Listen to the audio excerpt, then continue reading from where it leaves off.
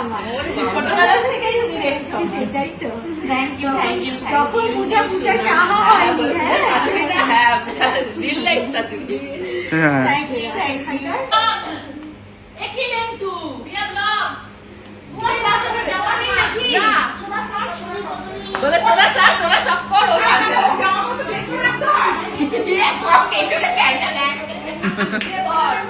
চল তোকে নায়িকা সাজিয়ে নিয়ে আসবে এবার আমার মেয়ের গ্র্যান্ড এন্ট্রি হবে পার্টিতে সবাই খেলতে যাবে বলেছে 3 দিন ধরে হ্যাঁ নাকি বলেছে বিয়েতে সাজ দেখাবে সাজ কাকে বলে টাকা ঝুনাগের সাথে তো নাচতে হবে। ঝুনারিকে নাচাতে হ্যাঁ আরে হ্যাঁ বিয়ের সময় আমি আসছি তো। ফাইনালি আসতে পেরেছো? হ্যাঁ আসলে আজ আমার বোনেরও জন্মদিন, ও তাই? ওই জন্য মাসি জানতে স্কুল একটু দেরি হয়ে গেল। দীপু ভাই আমার ফরিদকর্মা ছেলে। এখানে দেখো লেগে পড়েছে দীপু হচ্ছে এই যে চিকেন পকোড়া আর কফি দিতে। ও হো হো মামি চলে এসছে এতক্ষণ পর। কটা বাজে এখন? কখন? অনেকক্ষণ কোথায়? নিচে ছিলাম এসিতে হাওয়া খেলে হবে? এখানে যে কতক্ষণ ধরে আমরা অপেক্ষা করছি।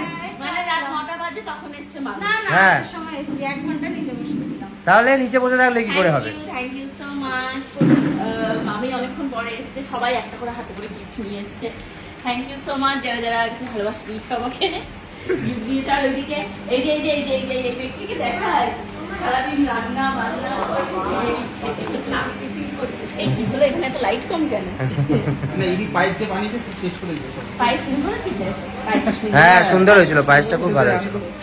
দুবার নিয়ে খেয়েছি।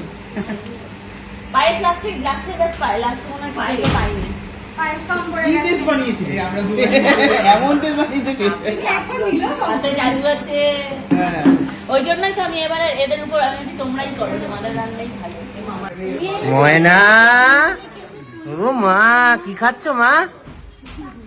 পকোড়া খাচ্ছ? ও মা তোমার ড্রেসটা কি সুন্দর, কে পরিয়ে দিয়েছে? হ্যাঁ মা এমএনএ একাকার কাণ্ড। আর এই যে এখানে বসে বসে পকোড়া খাচ্ছে, মানে কি বলবো, আমার আর কিছু বলার নেই, ভাষা খুঁজে পাচ্ছি না।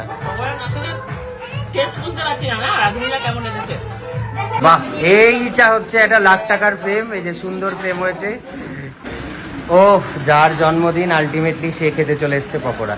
নিজের জন্মদিনের পকোড়া নিজেই মানে নিয়ে খাচ্ছি আর কি করবো বলো সবাই খেয়ে নিয়েছে, কফি শেষ হয়ে গেছে, কফি নিচে আসছে, আনতে গেছে কফি নিচ থেকে আনতে গেছে। খাও আপাতত কফি, এটা খাও, পকোড়াটা খাও, খেয়ে বলো, আগে একটা খেয়ে বলো। বেশি করে নিই কারণ আমি এই পকোড়াটা খাওয়ার জন্যই এতক্ষণ ধরে অপেক্ষা করছি পেটটা ফাঁকা রেখেছি দুপুরবেলা মাসিরা রান্না করেছে খুবই ভালো হবে আবার এর মধ্যে বলছে পোস্ত দিয়েছে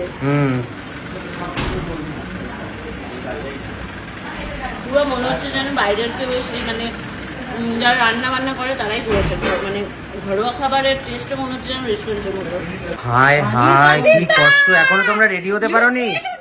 হ্যাঁ গলা পড়ে গেছে। বারবার বলেছিলাম করতে হবে না রান্না।